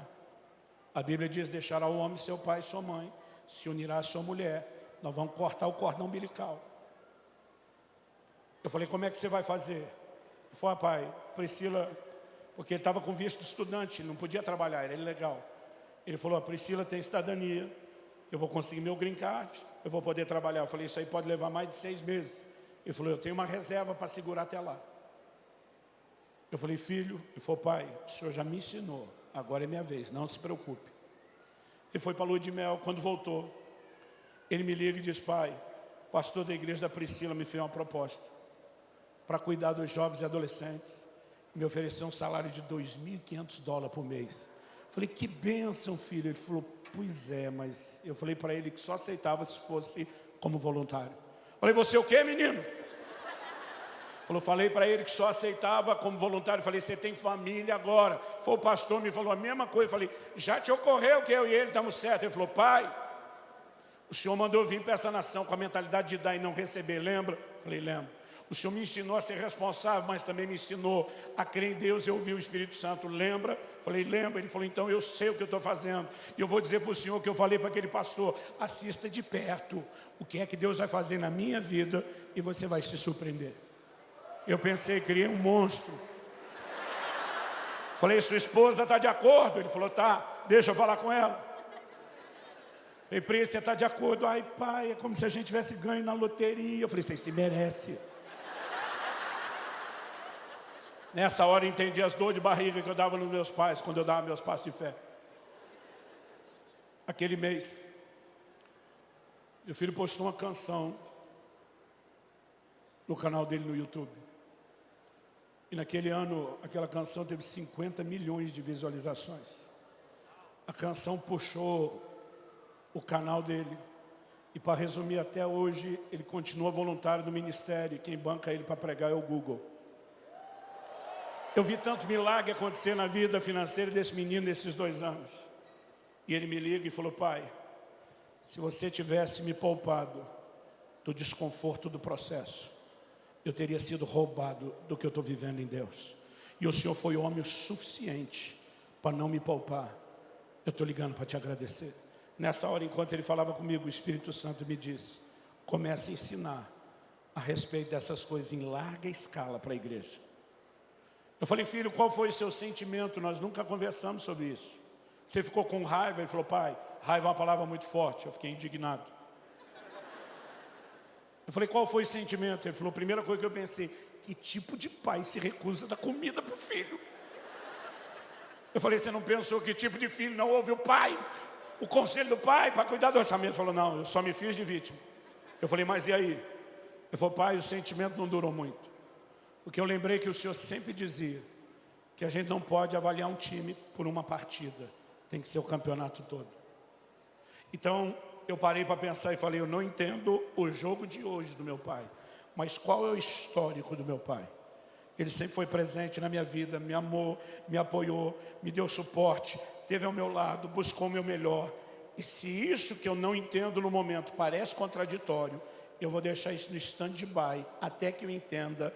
E eu vou ficar com esse histórico do meu pai, que merece confiança. Enquanto ele falava isso, o Espírito Santo falou de novo comigo, ensine a respeito disso também. Eu e você precisamos entrar num lugar de confiança em Deus. Porque essa nova geração que não é submetida a processos, quando o próprio Deus começa a tratar conosco, a gente começa a espanar. Porque a linguagem de quem não teve limites, de quem não foi exposto a processo, de quem foi poupado de tudo, quando começa a passar em Deus, é como se o céu estivesse bradando, eu não amo você, eu não me preocupo com você, quando a mensagem é exatamente o contrário. A nova geração não consegue entender textos da Bíblia, como Tiago 1, de 2 a 4. Meus irmãos, tende por motivo de grande alegria, não só alegria, grande alegria, o passardes por várias provações. Porque a prova da vossa fé produz experiência, produz perseverança, para que vocês sejam perfeitos, completos, maduros, não faltando em coisa alguma. Mas a falta dos processos não nos permite enxergar um Deus que trabalha com processo. Se eu e você queremos viver a plenitude de Deus, nós vamos ter que crescer. Se nós queremos crescer, nós precisamos não só de tempo, mas de processos. E Deus é perito nisso. Quem está entendendo, diga amém. Quem está com raiva de mim, diga amém. Às vezes as mães estão presentes e com raiva. Além de te encorajar, não só a pensar na criação de futuros filhos, se você ainda não é pai, ensinar. Gente, se não fosse o amor da mãe, nossos filhos cresceriam tudo lesado. Mas sem a firmeza de um pai, eles vão crescer todos descompensados. Deus deu duas coisas importantes para se equilibrarem. Mas eu não quero falar apenas do ambiente familiar. Eu só estou falando da necessidade de resgatarmos algo que nos ajude a entender a maneira como Deus trata conosco. Quando Deus me levou a plantar a primeira das nossas igrejas, Comunidade de Alcance, depois de 9 anos lá em Guarapuava, eu fui para a cidade de Irati, o Espírito Santo me mandou sair sem salário e me mandou levar mais 6 famílias. Pensa numa época tensa da minha vida. E hoje, se eu tivesse uma máquina do tempo, apertar um botão, voltar lá, todas as vezes que eu voltasse, eu escolheria passar aquilo tudo de novo. Porque pensa em algo que me fez crescer, que forjou a minha fé. Eu podia virar à noite, te contando as coisas que Deus me aprontou nas últimas décadas. As fogueiras que Ele me jogou, as circunstâncias que Ele permitiu passar. Mas hoje, eu estou que nem meu filho o tempo todo dizendo, muito obrigado. Se o Senhor tivesse me poupado do desconforto do processo, teria me poupado da maturidade do que eu estou vivendo hoje. Muito obrigado. O que eu e você precisamos entender é que a fé se apoia no caráter de Deus. Enquanto a mulher de Jó dizia para ele, amaldiçoa seu Deus e morre, ele disse, você fala com uma louca. Deus é digno de confiança. Eu vou repetir para ver se sai um ou outro amém aí. Deus é digno de confiança. E nós podemos nos abandonar aos cuidados dele. Eu quero que você fique em pé para parecer que está acabando. Mas se possível, segure uns 2 minutinhos aí.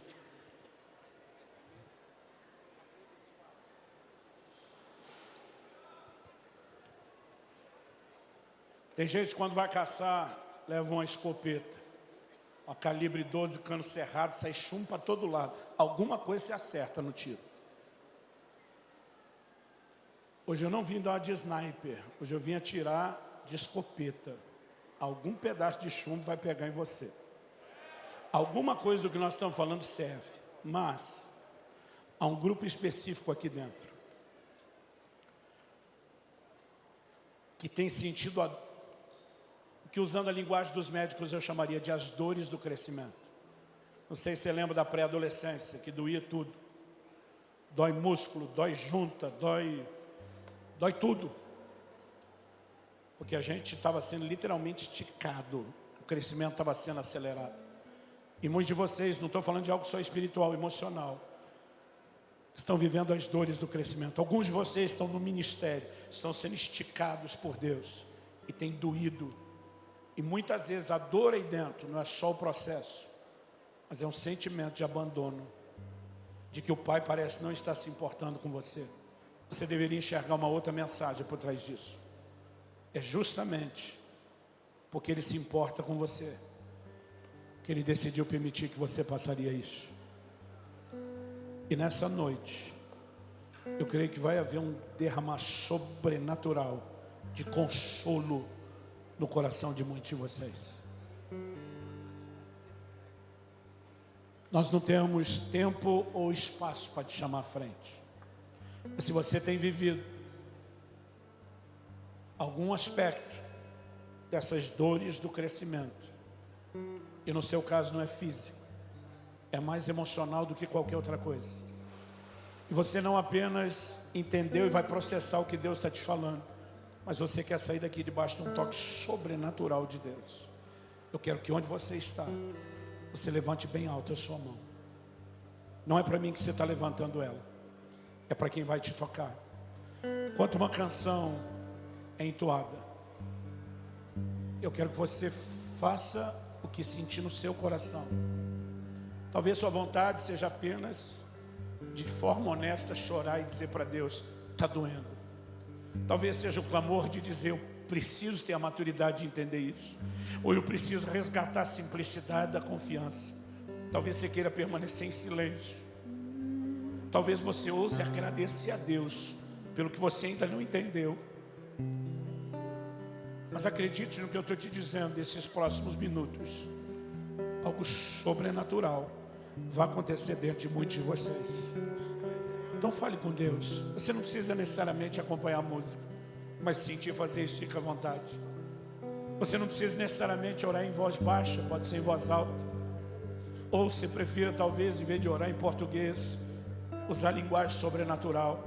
Mas você que está lutando com nó na garganta aí, não lute.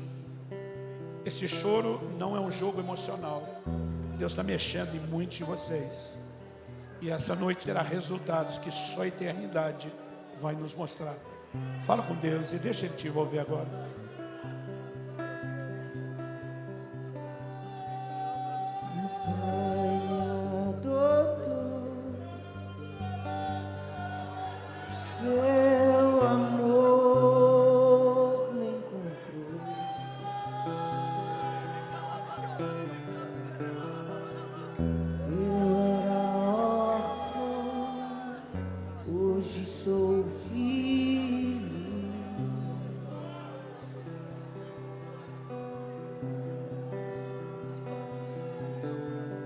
Pai me adotou, seu amor. Vem sobre nós, Espírito Santo, Espírito Consolador. Eu era órfão, hoje sou filho.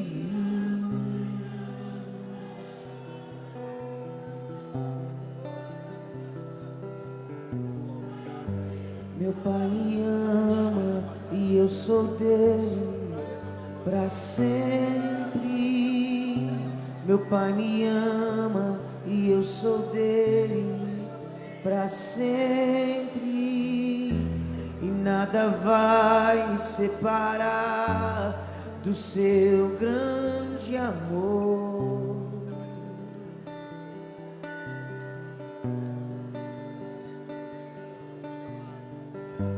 Meu Pai me ama e eu sou dele para sempre. Meu Pai me ama e eu sou dele para sempre.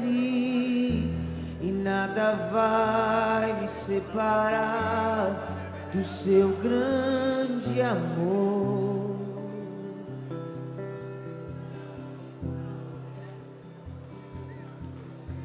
Em Deuteronômio 32, 11, o Senhor diz à nação de Israel: eu os carreguei nas asas da águia. Você sabe qual é a única criatura que anda nas asas da águia? Em situações excepcionais, não são todas as espécies de águia. E mesmo no caso dessas, só quando se esgotam as tentativas iniciais. Quando o filhote se recusa a sair do ninho, a mãe águia começa a tirar todo o conforto do ninho. Quando continua se recusando a sair, ela vai chegar ao caso extremo de tirar o filhote na asa e sair num voo de adejamento. No meio do voo, ela sacoleja a asa, joga o filhote para cima e diz: cresça. Quando Deus diz à nação de Israel: eu os carreguei nas asas da águia, Ele está dizendo: tirar vocês do Egito e carregá-los por um tempo foi a minha permissão e tolerância à falta de maturidade. Mas agora eu vou forçar o crescimento de vocês. Deus não faz isso por ser um pai desnaturado. Pelo contrário, Ele é um pai amoroso. Ele sabe a importância do meu e do seu crescimento. E Ele sabe que se nos poupar de processos, vai nos poupar da bênção que a maturidade pode produzir. Então Ele olha e diz: é melhor você passar isso agora. É melhor que sua vida fique difícil agora e fácil depois, do que fácil agora e difícil depois. Você sente o amor de Deus nesse lugar? Deixa Ele te tocar. Ele está fazendo algo aqui, não pare de orar. Alguém tem que tomar esse microfone de mim e terminar essa reunião. Mas enquanto isso, aproveite esses minutos.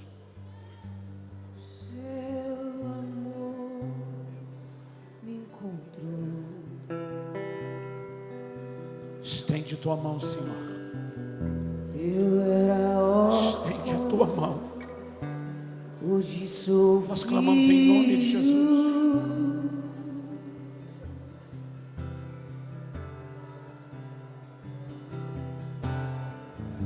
Meu Meu Pai me ama e eu sou dele para sempre. Meu Pai me ama e eu sou dele para sempre. E nada vai me separar do seu grande amor.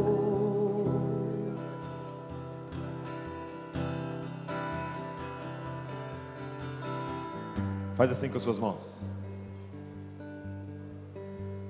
Papai, o nosso coração está cheio de alegria, Pai. Cheio de gratidão por aquilo que o Senhor fez nesse lugar, Papai. Nós agora, como família, erguemos a nossa voz para dar toda a honra, toda a glória, todo o louvor, toda a exaltação a Ti, Senhor. Porque tudo o que aconteceu nesse lugar é para Ti, Senhor. É por causa do Senhor, é por Ti, Senhor. É por Teu intermédio, Papai. Obrigado por cada palavra liberada nesse altar, Senhor. Obrigado por cada ministro, Pai, por cada pregador, Senhor, por cada ministro da adoração. Obrigado por cada voluntário, Senhor, e por cada pessoa que saiu da sua casa, Pai, e confiou esses 2 dias, Senhor, nas nossas mãos, Papai. Obrigado pela Tua voz, Pai. E Pai, nós queremos sair daqui e colocar em prática, Senhor, cada detalhe daquilo que o Senhor falou com a gente, Pai. Senhor, nós entendemos a Tua linguagem do amor, Senhor.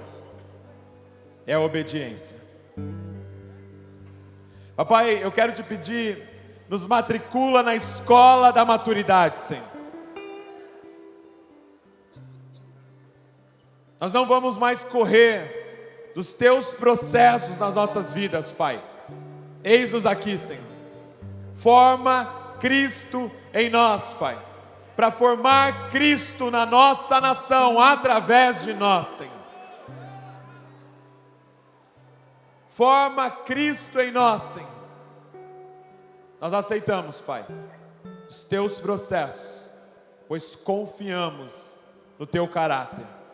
Confiamos que o Senhor é o nosso Pai, bom, amoroso, e que está no controle das nossas vidas, Pai.